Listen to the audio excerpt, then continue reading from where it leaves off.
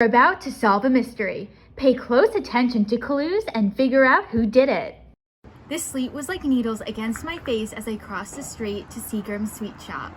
I remember coming here as a kid, but I never imagined I'd be here as a detective investigating a crime.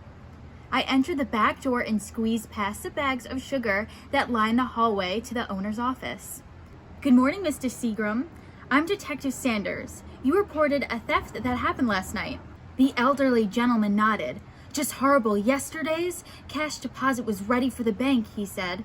"I always leave it ready on my desk with the office door locked. I worked late last night, but when I came back this morning, my door was pried open and the cash was gone." "Do you have a night crew here?" I asked as he offered me a bonbon.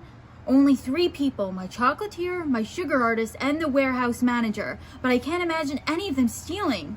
"We can't rule anyone out," I cautioned. "Are they here now?"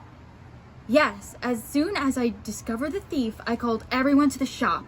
He scurried out seconds later as the sugar artist entered.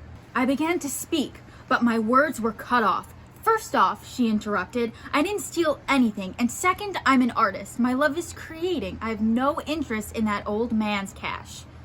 "Well, did you hear or see anything out of the ordinary last night?" I asked patiently.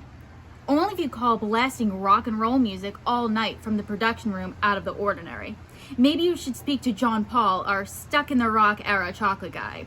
"Would you send him in?" I asked. "Sure thing," she said, sashaying out of the room. Soon, a ponytailed man appeared in a torn concert tee. "I'm told you were blasting music while you worked last night," I began. "Yeah, I always do. Is that a crime? Did I wake the neighbors?" He chuckled, but soon stopped after noticing no smile on my face. "No, but playing loud music would drown out someone trying to pry open a locked door, wouldn't it?" I asked. "Listen, I was in the production room all night. I play music all the time. Arrest me if you want. Otherwise, leave me alone."